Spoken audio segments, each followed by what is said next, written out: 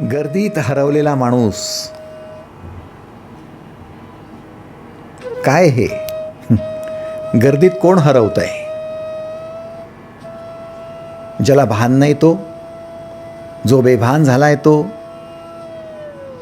जो गाफील आहे तो, ऑब्व्हियसली. जो घरून निघाला, ऑफिसला गेला, ऑफिसचं काम कंप्लीट झालं तरी घरी परतला नाही, तो हरवला.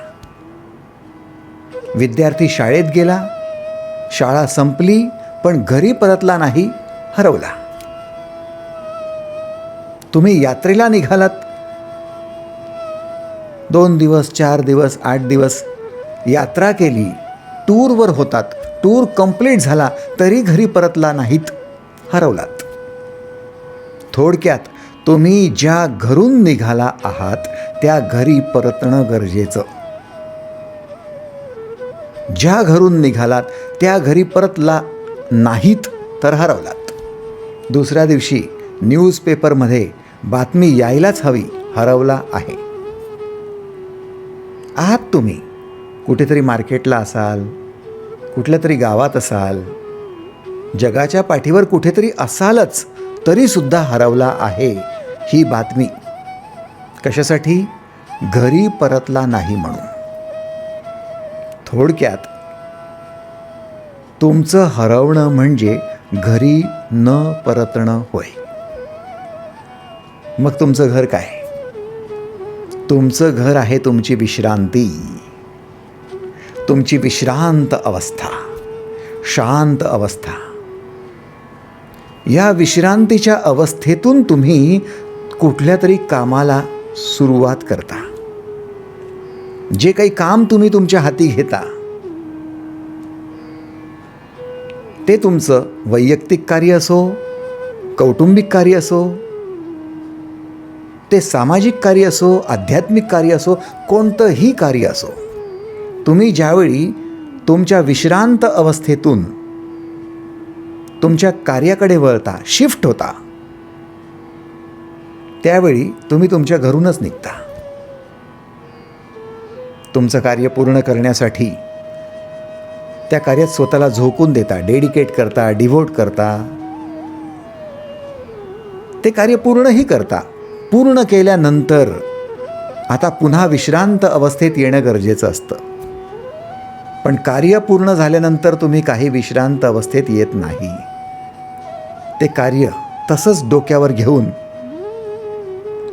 त्या कार्याचे विचार तसेच डोक्यावर घेऊन तुम्ही नंतरचे तास गमावता.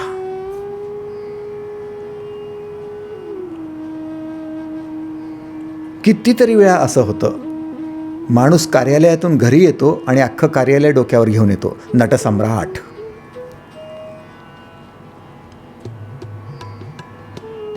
घरची लोक परेशान होतात. काय हो, ऑफिस टाईम संपला ना, आता पुन्हा तेच. घर आहे की नाही, बायको आहे की नाही, मुलं आहेत की नाही, की तेच ते फक्त दिवसभर काम काम काम, दुसरं काही नाही का? तो माणूस म्हणतो, तुला काय माहिती मला किती टेन्शन आहे, मी किती परेशान आहे. आता त्याचं हे टेन्शन, त्याची ही परेशानी त्याने कार्यालयात सोडून यायची आणि विश्रांत अवस्थेत यायचं, हे त्याची जबाबदारीच आहे, त्याचं कर्तव्यच आहे, पण विसरतो. आणि असे नटसम्राट कमी आहेत का? कुठे शोधायचे हे? कुठे काय? आरशात बघायचं आपणच आहोत ते. विश्रांत अवस्था काय? ज्यावेळी कुठलं काम करायचं नसतं आणि आपण शांत राहायचं असतं, ती विश्रांत अवस्था. आणि मग कार्याची अवस्था कोणती? ती घडामोडीची अवस्था. जेव्हा कार्य करता तेव्हा काहीतरी घडवता आणि काहीतरी मोडता. घडामोड. कार्याची अवस्था म्हणजे घडामोड करण्याची अवस्था. मग ते आकडेमोड करणं असो किंवा एखादी वस्तू मोडणं असो, वस्तू जोडणं असो, कार्य म्हणजे काय आहे? कार्य म्हणजे कुठल्या तरी गोष्टींची घडामोड करणं. सिंपल आहे. आणि कार्याच्या वेळी तुमच्यासोबत काही वस्तू असतात, काही व्यक्ती असतात. तुम्ही त्या गोष्टींबरोबर, त्या लोकांबरोबर घडामोडी करता. ऑब्व्हियसली करायलाच पाहिजे. त्या घडामोडीतून कुठल्या गोष्टी नवीन साकार होतात, काही क्रिएशन होतं, काही कन्स्ट्रक्शन होतं, होणारच. नवीन काहीतरी सृजन होणारच.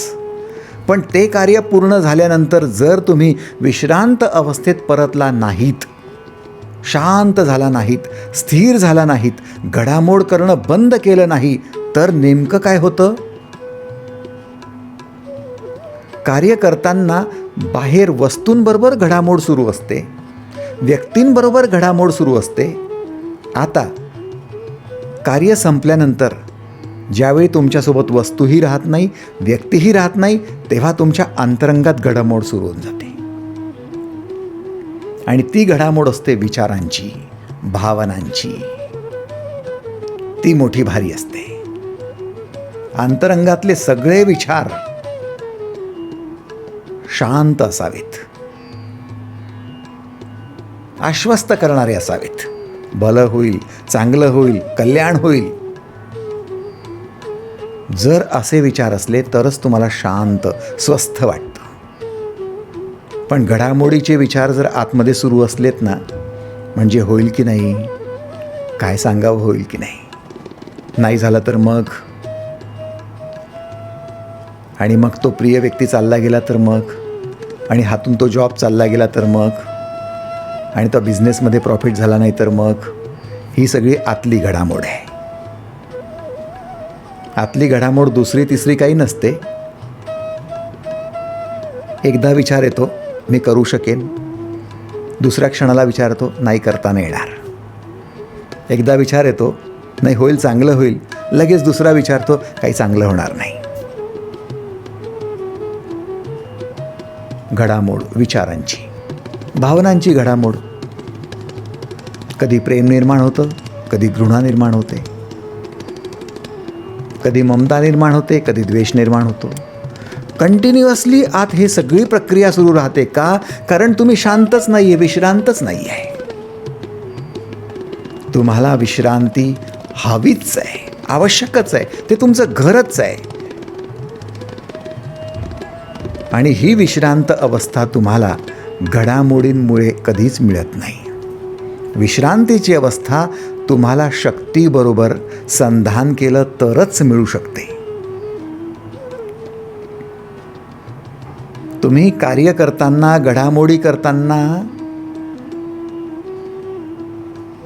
कितीही डिव्होट करा, कितीही डेडिकेट करा, पण कार्य संपल्यानंतर मात्र तुमच्या डिव्होशनचीही गरज नाही, तुमच्या डेडिकेशनची पण गरज नाही, कोणाबरोबर फ्रेंडली राहण्याची पण गरज नाही. कार्य संपलंय ना, आता तुमच्या शक्तीबरोबर एकरूप होऊन जा. बस शून्य होऊन जा.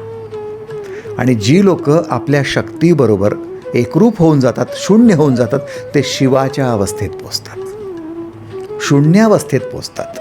त्याला म्हणतात विश्रांत अवस्था. तुम्ही सुद्धा ज्यावेळी कार्य करत नाही तेव्हा शिव बना, शून्य बना, शांत व्हा. सगळी घडामोड बाजूलाच ठेवा. फक्त 5 मिनिटासाठी जरी तुम्ही विश्रांत झालात ना, आणि जो तुमचा श्वास सुरू आहे त्या श्वासाबरोबर, प्रत्येक श्वासाबरोबर शक्ती, शक्ती, शक्ती एवढंच फक्त उच्चारण करायला लागलात, शक्तीचं चिंतन करायला लागलात, तर हळूहळू हळूहळू तुम्ही शांत होऊन जाता. कारण सगळ्या घडामोडी शक्तीच्या बळावरच होतात. पण आता घडामोड करण्याची गरज नाही आहे, विश्रांतीची अवस्था आहे. फक्त शक्तीबरोबर एकरूप होण्याची, डोळे बंद करून शांततेचा आस्वाद घेण्याचीच अवस्था आहे. श्वास आतमध्ये आला, शक्ती. श्वास बाहेर गेला, शक्ती. प्रत्येक श्वासाबरोबर शक्तीचं चिंतन करणं सुरू करा. आणि जेवढा वेळ शक्तीचं चिंतन कराल तेवढा वेळ शक्तिशाली बनाल, शून्य व्हाल, शांत व्हाल. आणि या शक्तीच्या बळावर पुन्हा कार्यरत होण्यासाठी तत्पर व्हाल. पण जर तुमच्या घडामोडी संपल्यावर, कार्य संपल्यावर विश्रांती घेण्याऐवजी त्याचेच विचार सुरू ठेवाल आणि अंतरंगात घडामोडी करत राहाल, विचारांच्या, भावनांच्या, परेशान होत राहाल, टेन्स राहाल, खूप जास्त तणावग्रस्त व्हाल, तर नवीन कार्यसुद्धा उमेदीने करू शकणार नाही. आपलं हेच चुकतं. आणि दुर्दैवाने आपण कार्य करताना जेवढ्या घडामोडी करतो त्याच्यापेक्षा विश्रांत अवस्थेमध्ये अंतरंगात कैक पटीने जास्त घडामोडी करत असतो. कार्य करताना तरी आपल्याला लोकांशी डील करायचं असतं, वस्तूंशी डील करायचं असतं, पण विश्रांत अवस्थेत एकटं असताना आतल्या आत आपण डील करायचं कोणाशी?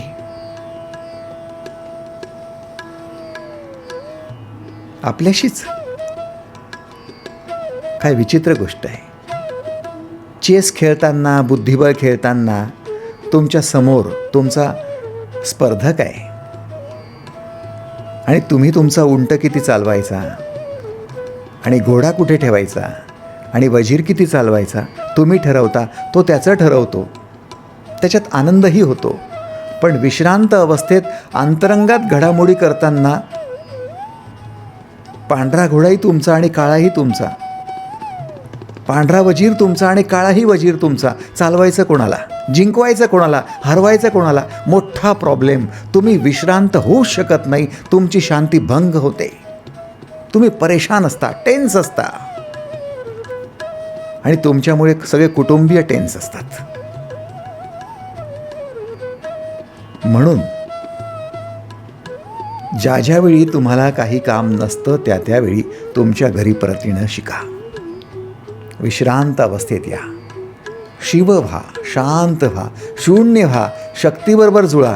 तुमची शक्ती तुमच्या श्वासाबरोबर येऊ द्या.